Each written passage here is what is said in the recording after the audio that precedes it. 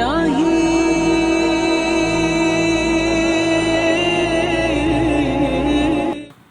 اخلاقی تاکیدات۔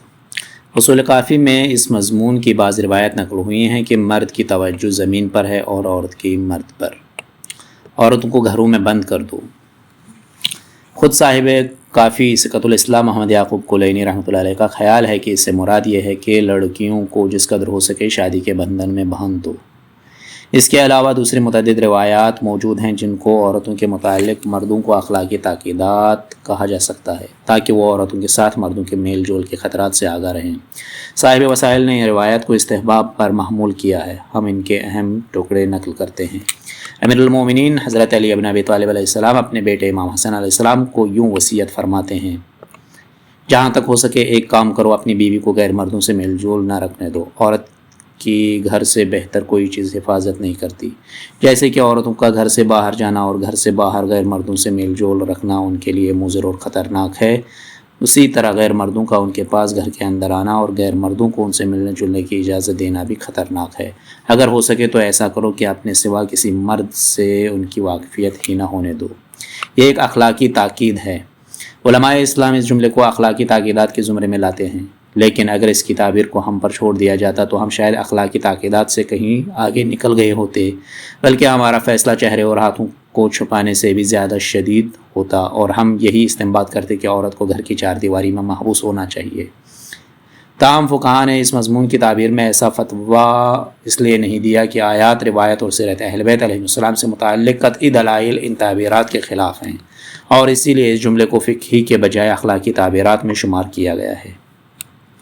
اسی طرح کے مضامین میں سے فقہاء نے استنباط کیا ہے کہ ایسی گفتگو دراصل دو مخالف جنسوں کے درمیان نفسیاتی رد عمل کو ظاہر کرنے کے لیے ہوتی ہے، اور اس میں شک نہیں ہے کہ یہ ایک حقیقت کو پیش کرتی ہے کہ اجنبی مرد و زن کا ایک دوسرے سے ربط ضبط قطعی طور پر خطرناک ہے، اور یہ وہ چکنی مٹی ہے جس پر بڑے بڑے ہاتھی بھی پھسل جایا کرتے ہیں۔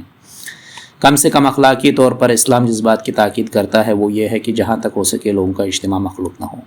آج کا معاشرہ مخلوط اجتماع کی تباہ کاریوں کو اپنی آنکھوں سے دیکھ رہا ہے۔ کیا یہ ضروری ہے کہ عورتیں مردوں کے دوش بدوش رہ کر اپنے کاموں کو انجام دیں؟ اگر وہ دو علیحدہ حصوں میں اپنی سرگرمیوں کو جاری رکھیں تو کیا اس میں کوئی حرج یا رکاوٹ ہے؟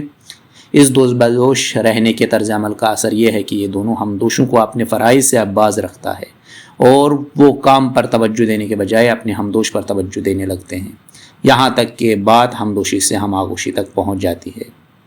حضرت فاطمہ زہرا سلام اللہ علیہ سے ایک حدیث منقول ہے۔ ہر چند فقہاء اس حدیث سے استناد نہیں کرتے، لیکن ممکن ہے کہ اس سے اس موضوع کی صحیح توجیہ ہو سکے۔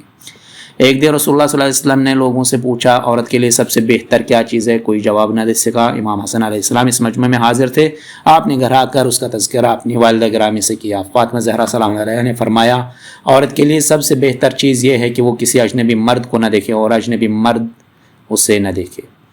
یہ حدیث اخلاقی تاکیدات میں سے ہے اور نامحرم مرد و زن کی ایک دوسرے سے دوری کی اہمیت کو بیان کرتی ہے۔ ہم پہلے عرض کر چکے ہیں کہ اس ضمن میں آنے والی تمام رخصتیں تنگنائے کو دور کرنے کے لیے ہیں، لیکن ستر پوشی کی اخلاقی اہمیت مرد و زن کی ایک دوسرے سے دوری اور ان دونوں کے درمیان حدود امکان میں پردے کی برقراری اپنی جگہ پر اہمیت کی حامل ہے۔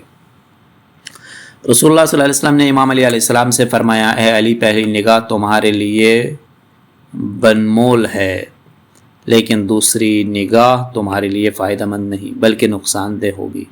اس بات میں اختلاف ہے کہ آیا یہ حدیث بیان حکم کے لیے ہے یا اس اثر کے بیان میں ہے جو فطرتاً نگاہ میں موجود ہوتا ہے۔ شرائع الاسلام کے مؤلف محقق طوسی رحمۃ اللہ علیہ اور علامہ حلی رحمۃ اللہ علیہ جیسے بعض علماء کا خیال ہے کہ یہ حدیث احکام نگاہ کو ظاہر کرتی ہے۔ حدیث کا مفہوم یہ ہے کہ پہلی نگاہ جائز ہے اور دوسری حرام۔ بعض کا کہنا ہے کہ عمدن دیکھنا مطلقاً حرام ہے اور پہلی نگاہ اس لیے جائز ہے کہ وہ عمدن نہیں ہوتی، لیکن حقیقت یہ ہے کہ یہ حدیث لذت اور شہوت کی نگاہ ڈالنے کی ممانعت کے باب میں آتی ہے جو مطلقاً حرام ہے اور ہمارے موضوع گفتگو سے باہر ہے۔ یہ حدیث اس بات کو ظاہر کرنا چاہتی ہے کہ انسان کی نگاہیں جب کسی حسین چہرے پر پڑتی ہیں تو وہ اسے اچھا معلوم ہوتا ہے، اس لیے وہ اسے دوبارہ دیکھنا اور لطف اندوز ہونا چاہتا ہے۔ ایسی صورت میں پہلی نگاہ چونکہ بے ارادہ پڑتی ہے اس لیے اس میں کوئی حرج نہیں، لیکن دوسری بار چونکہ لطف اندوزی مقصود ہے اس لیے جائز نہیں ہے۔ امام صادق علیہ السلام ارشاد فرماتے ہیں، نگاہ نگاہ ناز شیطان کے زہر آلود تیروں میں سے ایک تیر ہے۔ کتنی ہی ایسی نگاہیں ہیں جو اپنے ساتھ طویل حسرت و یاس لاتی ہیں۔ ایک اور حدیث میں ہے آنکھوں کا زنا گناہ ہے، آنکھوں کا زنا نگاہ ہے۔ ان دونوں احادیث کا تعلق بھی شہوت آلود نگاہوں سے ہے، اور ممکن ہے کہ بربنائے احتیاط یہ ایک اخلاقی تاکید ہو۔ نہ پابندی نہ آزادی۔ مجموعی طور پر جو کچھ بیان کیا جا چکا ہے اس سے یہ معلوم ہوتا ہے کہ اسلام نہ تو عورت کو گھر کی چار دیواری میں پابند کرنے کا حامی ہے جیسا کہ مخالفین اسلام پر الزام دھرتے ہیں، اور نہ ہی ایسی مادر پدر آزادی کا حامی ہے جسے آج کل کی دنیا نے اپنا رکھا ہے۔ ہماری مراد محفلوں میں مرد و زن کا مخلوط اجتماع ہے۔ عورت کو مکمل طور پر گھر کی چار دیواری میں پابند کرنا ایک طرح کی سزا تھی جسے عارضی طور پر بدکار عورتوں پر لاگو کیا گیا تھا۔ تمہاری جو عورتیں زنا کی مرتکب ہوتی ہیں ان پر چار گواہ فراہم کرو۔ اگر چاروں نے سنت میں بیان شدہ تفصیل کے مطابق گواہی دی تو تم انہیں ان کی عمر کے اختتام تک گھروں میں محبوس کر لو، یا پھر خدا ان کے لیے دوسری راہ معین کر دے۔ سورہ نساء آیت نمبر 15۔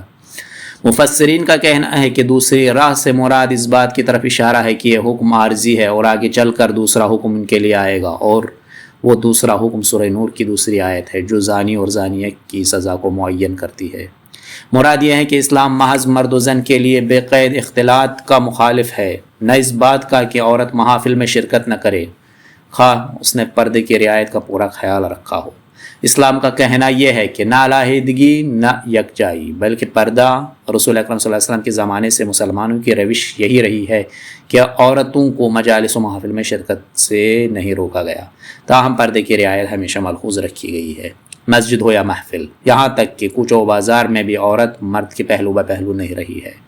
بعض مقدس مزاروں پر جہاں بے پناہ ہجوم ہوتا ہے، مردوں اور عورتوں کی باہمی شرکت شرع اسلام کی مرضی کے خلاف ہے۔ فتاویٰ: ہم نے اب تک پردے اور نگاہ ڈالنے کے حدود سے متعلق موافق و مخالف دلائل نیز عورتوں اور مردوں کے مجموعی روابط کے بارے میں کتاب و سنت کے احکامات بیان کیے ہیں، جن سے یہ ثابت ہوتا ہے کہ عورت کے لیے چہرہ اور کلائی تک دونوں ہاتھ چھپانا واجب نہیں ہے۔ اس کے علاوہ یہ مدارک اس نگاہ کو بھی جائز قرار دیتے ہیں جو ریبہ اور تلذذ کی نگاہ نہ ہو۔ اب ہمیں دیکھنا ہے کہ اس موضوع پر کیا کیا فتوے دیے گئے ہیں۔ ہر شخص جانتا ہے کہ علماء اسلام نے صدر اول سے آج تک ان دونوں اہم مسائل کے باب میں کس طرح کے فتوے دیے ہیں۔ سب سے پہلے یہ دیکھنا ہے کہ چہرہ اور کلائیوں تک دونوں ہاتھوں کو چھپانے کے بارے میں فقہائے اسلام کا کیا نظریہ ہے، اور نگاہ ڈالنے کے باب میں وہ کیا کہتے ہیں۔ اس موضوع پر شیعہ و سنی علماء میں کوئی اختلاف نہیں ہے کہ چہرے اور کلائی تک دونوں ہاتھوں کا چھپانا واجب نہیں ہے۔ البتہ اہل سنن کے صرف ایک عالم ابو بکر بن عبد الرحمن بن ہشام اس نظریے کے مخالف ہیں۔ البتہ یہ معلوم نہیں کہ ان کا یہ اختلاف نماز سے متعلق ہے یا نامحرم سے متعلق ہے۔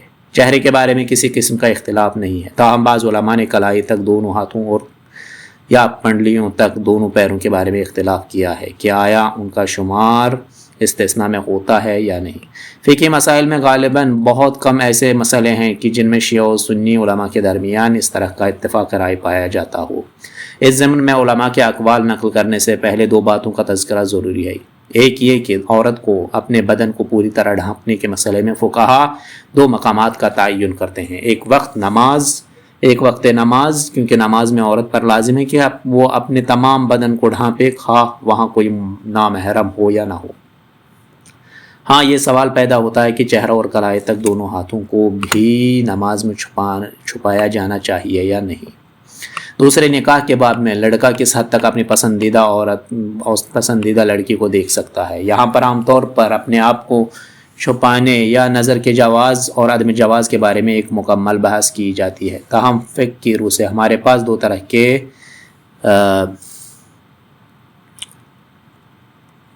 کے سطر ہیں۔ ایک سطر صلواتی جو نماز سے متعلق ہے اور جس کے ساتھ پاک ہونے اور غصبی نہ ہونے جیسے کچھ شرائط وابستہ ہیں، اور دوسرے سطر غیر صلواتی کی جس کی رعایت نامحرم لوگوں کے ضمن میں ضروری ہے۔ معاف کیجیے گا، دو قسم کے سطر ہیں، ایک سطر صلاتی یعنی جو نماز سے متعلق ہے اور جس کے ساتھ پاک ہونے اور غصبی نہ ہونے جیسے کچھ شرائط وابستہ ہیں، اور دوسرے سطر غیر صلاتی کے جس کی رعایت نامحرم لوگوں کے ضمن میں ضروری ہے۔ اس میں سطر صلاتی جیسے خاص شرائط نہیں ہے۔ یہ بات بعد میں سامنے آئے گی کہ سطر صلاتی اور غیر صلاتی میں حدود اور مقدار کے اعتبار سے بظاہر کوئی اختلاف نہیں ہے۔ دوسری بات یہ کہ فقہا ایک خاص اصطلاح استعمال کرتے ہیں اور کہتے ہیں نہ چہرے اور کلائی تک دونوں ہاتھوں کے علاوہ خواتین کا تمام بدن عورت ہے۔ ممکن ہے یہ تعبیر بعض افراد پر گراں گزرے کیونکہ ان کے نزدیک عورت ایک کبھی شے ہے۔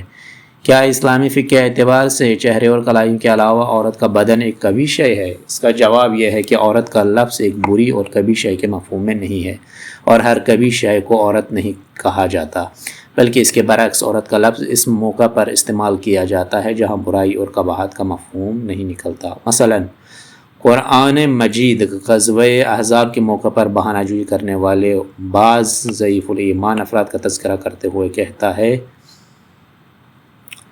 ان میں کا ایک گروہ پیغمبر سے واپس جانے کی اجازت مانگنے اور کہنے لگا کہ ہمارے گھر کھلے پڑے ہیں، حالانکہ وہ کھلے نہیں تھے، وہ تو صرف بھاگنا چاہتے تھے۔ آیت 13۔ اعوذ باللہ من الشیطان الرجیم وَيَسْتَعْذِنُ فَرِيقٌ مِّنْهُمُ النَّبِيَّ يَقُولُونَ إِنَّ بُيُوتَنَا عَوْرَةٌ وَمَا هِيَ بِعَوْرَةٍ إِنْ يُرِيدُونَ إِلَّا فَرَارًا۔ یہاں گھر کے سلسلے میں عورت کا لفظ غیر محفوظ ہونے کے معنی میں آیا ہے اور ظاہر ہے اس سے برائی یا قباحت کا کوئی مفہوم نہیں نکلتا۔ سورہ نور کی 59ویں آیت میں کہ جس کی تفسیر پہلے گزر چکی ہے، نماز صبح سے پہلے، دوپہر اور بعد عشاء کے اوقات کو 3 اوقات کا نام دیا گیا ہے کیونکہ اس وقت استراحت کی غرض ہے اور اوپری لباس اتار دیا جاتا ہے اور ان کے بدن دیکھنے والوں کی نظر سے غیر محفوظ ہوتے ہیں۔ صاحب مجموع البیان جو الفاظ کے تجزیے اور تحلیل کے اعتبار سے مفسروں میں بے نظیر اور غیر مفسروں میں کم نظیر سمجھے جاتے ہیں، سورہ احزاب کی 13ویں آیت کے ذیل میں لغت کا مفہوم پیش کرتے ہوئے کہتے ہیں، یعنی ہر شے کو جو نقصان کے خطرے سے دوچار اور تشویش کا باعث ہو عورت کہا جاتا ہے، جیسے سرحد علاقے یا جنگ سے متعلق کوئی بات۔ خانہ معور اس مکان کو کہا جاتا ہے جو مستحکم نہ ہو اور جس کے گرنے کا ہر وقت دھڑکا لگا رہتا ہے۔ پس معلوم ہوا کہ عورت کی یہ فقہی تعبیر تحقیر نوعیت کی نہیں ہے۔ عورت کو عورت اس لیے کہا جاتا ہے کہ وہ ایک بے حصار گھر کی مانند ہے اور کبھی بھی کسی نقصان سے دوچار ہو سکتی ہے، لہٰذا اس کے حصار کے لیے پردہ ضروری ہے۔ اب ہم فقہا کے اقوال پر نظر ڈالتے ہیں۔ علامہ حلی رحمۃ اللہ علیہ تذکرۃ الفقہا کی کتاب الصلاۃ میں فرماتے ہیں، تمام علماء کا متفقہ فیصلہ ہے کہ سوائے چہرے کے خواتین کا تمام بدن عورت ہے۔ اس لیے اس فیصلہ میں ابوبکر بن عبد الرحمن بن ہشام کی رائے مختلف ہے اور وہ چہرے کو مستثنیٰ قرار نہیں دیتے، اس لیے ان کی رائے بحکم اجماع ناقابل قبول ہے۔ ہمارے شیعہ علماء کے نزدیک کلائی تک دونوں ہاتھ بھی چہرے کا حکم رکھتے ہیں اور وہ عورت نہیں ہے۔ اس سلسلے میں مالک بن انس، شافعی، اوزاعی اور سفیان ثوری علماء شیعہ کے ساتھ ہیں، اس لیے کہ ابن عباس وَلَا يُبْدِينَ زِينَتَهُنَّ إِلَّا مَا ظَهَرَ مِنْهَا کی تفسیر میں چہرے اور کلائی تک دونوں ہاتھوں کو یکساں طور پر پردے سے مستثنیٰ شمار کرتے ہیں، لیکن احمد بن حنبل اور داؤد ظاہری کے نزدیک کلائیوں سمیت ہاتھوں کا چھپانا ضروری ہے، تاہم ابن عباس کا قول ان کے رد کے لیے کافی ہے۔ اس کے بعد علامہ حلی رحمۃ اللہ علیہ پاؤں کے چھپانے کے بارے میں گفتگو کو آگے بڑھاتے ہیں۔ آپ نے ملاحظہ فرمایا کہ فقہائے اسلام نے صدر صلاتی کے باب میں سورہ نور کی آیت سے استفادہ کیا ہے جو نماز سے متعلق نہیں ہے، کیونکہ بدن کے وہ حصے جو نماز میں چھپے ہوئے ہونے چاہیے، نامحرم کے سامنے بھی ان کا چھپانا ضروری ہے۔ غالباً گفتگو اس بات میں ہے کہ کیا نماز میں نامحرم کے سامنے آنے کی شرط سے زیادہ بدن کے حصوں کا ڈھانپنا ضروری ہے، لیکن اس بارے میں بحث کی کوئی گنجائش نہیں ہے کہ جن حصوں کا نماز میں کھلا رہنا روا ہے، نامحرم کے سامنے ان کا ڈھانپنا ضروری نہیں۔ اندلس کے مشہور فقیہ، طبیب اور فلسفی ابن رشد بدایت المجتہد میں لکھتے ہیں، بیشتر علماء کا یہ خیال ہے کہ چہرے اور کلائی تک دونوں ہاتھوں کے علاوہ خواتین کا تمام بدن عورت ہے۔ ابو حنیفہ کہتے ہیں کہ خواتین کے دونوں پاؤں بھی عورت میں شامل نہیں، لیکن ابو بکر بن عبد الرحمن بن ہشام کا خیال ہے کہ خواتین کا تمام بدن بلا استثناء عورت ہے۔ شیخ جواد مغنیہ الفقہ علی المذاہب الخمسہ میں لکھتے ہیں علماء اسلام اس بات پر متفق ہیں کہ ہر عورت اور ہر مرد پر لازم ہے کہ وہ اعضاء جو حالت نماز کے علاوہ بھی چھپائے جانے کا حکم رکھتے ہیں، حالت نماز میں بھی ان کے وہی اعضاء چھپائے جائیں گے۔ اختلاف اس بات میں ہے کہ نماز میں اس سطر کے حدود بڑھ جاتے ہیں یا وہی رہتے ہیں۔ عورتوں کے بارے میں گفتگو یہ ہے کہ کیا چہرے اور کلائی تک دونوں ہاتھ یا ان کا کچھ حصہ نماز میں چھپانا ضروری ہے یا نہیں، کیونکہ عام حالت میں ان کو چھپانا ضروری نہیں ہے۔ اور مردوں کے بارے میں گفتگو یہ ہے کہ ان کے لیے بوقت نماز ناف اور گھٹنوں سے بڑھ کر دیگر اعضاء کا چھپانا بھی ضروری ہے یا نہیں۔ اس کے بعد وہ کہتے ہیں علماء شیعہ کے نزدیک عورت پر حالت نماز میں بس وہی سطر واجب ہے جو ایک نامحرم کے سامنے جاتے ہوئے اس پر واجب ہے۔ اس سلسلے میں علماء کے اقوال کا بیان بہت طویل ہو جائے گا۔ گزشتہ علماء نے اپنی کتابوں میں جہاں بھی گفتگو کی ہے اسی طرح اپنی رائے کا اظہار کیا ہے، لیکن عام طور پر فقہاء نے کتاب باب الصلاۃ میں مسئلہ پوشش پر اور باب النکاح میں مسئلہ نظر پر ایک دوسرے سے اختلاف کیا ہے۔ عجیب بات یہ ہے کہ بعض فقہائے معاصر نے تذکرہ میں علامہ علیہ رحمۃ اللہ علیہ کے بیان سے یہ اندازہ لگایا ہے کہ چہرے کا ڈھانپنا واجب ہے، جو بالکل غلط ہے۔ علامہ علیہ رحمۃ اللہ علیہ کو تذکرہ میں چہرے اور ہاتھوں پر جواز نظر میں دوسروں سے اختلاف ہے، نہ کہ پردے میں، جسے ہم ابھی بیان کریں گے۔ علامہ علیہ رحمۃ اللہ علیہ تذکرۃ الفقہاء کی کتاب نکاح میں نکاح کے جواز اور عدم جواز کے بارے میں کہتے ہیں عورت پر مرد کی نکاح ضرورت کے تحت ہوتی ہے کہ جہاں قصد نکاح ہو، یا بلا ضرورت ہوتی ہے۔ اگر بلا ضرورت ہے تو چہرے اور کلائی تک دونوں ہاتھوں کے علاوہ بدن کے کسی اور حصے پر نگاہ ڈالنا جائز نہیں ہے، لیکن چہرے اور کلائی تک دونوں ہاتھوں پر نگاہ ڈالنے میں بھی اگر فتنے کا خوف ہو تو ان کا دیکھنا بھی جائز نہ ہوگا، لیکن اگر ایسا نہیں ہے تو شیخ توسی رحمۃ اللہ علیہ کے نظر کے مطابق دیکھنے میں کوئی حرج نہیں، البتہ مکروہ ہے۔ شافعی حضرات کی اکثریت بھی اسی خیال سے متفق ہے، لیکن ان میں بھی بعض کے نزدیک چہرے اور کلائی تک دونوں ہاتھ دیکھنا حرام ہے۔ علامہ علیہ رحمۃ اللہ علیہ شافعی مذہب کے پیروکاروں کے دلائل نقل کرنے کے بعد لکھتے ہیں میرے خیال میں یہ بھی چہرے اور کلائی تک دونوں ہاتھ دیکھنا حرام ہے۔ میرے خیال میں بھی چہرے اور کلائی تک دونوں ہاتھ دیکھنا حرام ہے۔ محقق توسی رحمۃ اللہ علیہ شرائط الاسلام میں کہتے ہیں چہرے اور ہاتھوں پر نگاہ صرف ایک دفعہ جائز ہے، لیکن اس کی تکرار درست نہیں۔ شہید اول نے لمحہ میں اور علامہ ہلی رحمۃ اللہ علیہ نے اپنی بعض کتابوں میں اس نظریے کو اپنایا ہے۔ مجموعی طور پر چہرے اور کلائیوں تک دونوں ہاتھوں کو دیکھنے کے بارے میں 3 اقوال ہیں۔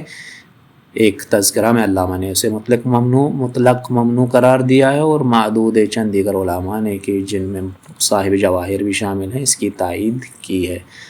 2 محقق توسی نے شرائع میں شہید اول نے لمحہ میں اور علامہ ہلی رحمۃ اللہ نے اپنے بعض کتب میں ایک دفعہ دیکھنے اور تکرار نظر کی ممانعت کی تائید کی ہے۔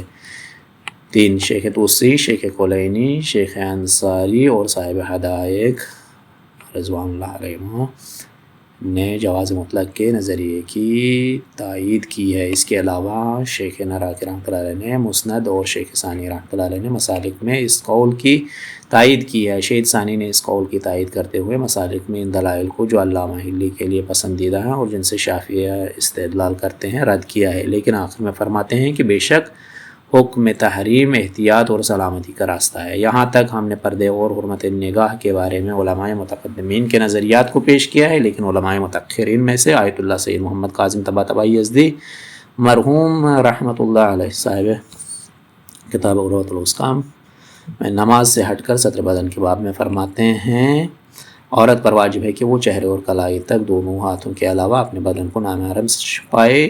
نگاہ ڈالنے کے مسئلہ میں آپ فرماتے ہیں مرد کا اجنبی عورت کو دیکھنا اسی طرح ناجائز ہے جس طرح عورت کا اجنبی مرد کو دیکھنا ناجائز ہے۔ بعض علماء نے چہرے اور کلائی تک دونوں ہاتھوں کو اس سے مستثنی قرار دیا ہے اور کہا ہے کہ ان پر نگاہ ڈالنا مطلقاً جائز ہے۔ بعض نے ایک بار دیکھنے کو جائز اور زائد بار دیکھنے کو ناجائز کہا ہے، جبکہ مطلقاً نہ دیکھنا احوط ہے۔ لیکن فقہاء متأخر و معاصر نے غالباً ان 2 مسائل میں اپنے رسالہ عملے میں واضح اظہار خیال سے اجتناب برتا ہے اور حسب معمول احتیاط سے کام لیا ہے۔ علماء متاخرین اور معاصرین میں آیت اللہ سید محسن حکیم طباطبائی رحمۃ اللہ علیہ مرحوم نے منہاج الصالحین کے 9ویں ایڈیشن میں کتاب النکاح مسئلہ صوم میں ایک واضح فتویٰ دیا ہے، جس میں آپ نے صراحت کے ساتھ چہرے اور کلائی تک دونوں ہاتھوں کو مستثنیٰ قرار دیا ہے۔ آپ فرماتے ہیں جس عورت سے قصد نکاح ہو اس کو دیکھنا جائز ہے، اسی طرح ذمی عورتوں کو بھی دیکھنا جائز ہے، مگر قصد لذت نہ ہونے کی شرط کے ساتھ۔ یہی حکم بے پردہ عورتوں کے باب میں بھی ہے جن پر نصیحت اثر انداز نہیں ہوتی، مگر یہاں بھی قصد لذت نہ ہونا شرط ہے۔ اور اسی طرح وہ عورتیں جو کسی نہ کسی عنوان سے محرم ہیں، ان کے علاوہ دوسری تمام عورتوں کو دیکھنا حرام ہے، مگر یہ کہ ان کے چہرے اور کلائی تک دونوں ہاتھوں کو دیکھ سکتے ہیں، مگر قصد لذت نہ ہونا شرط ہے۔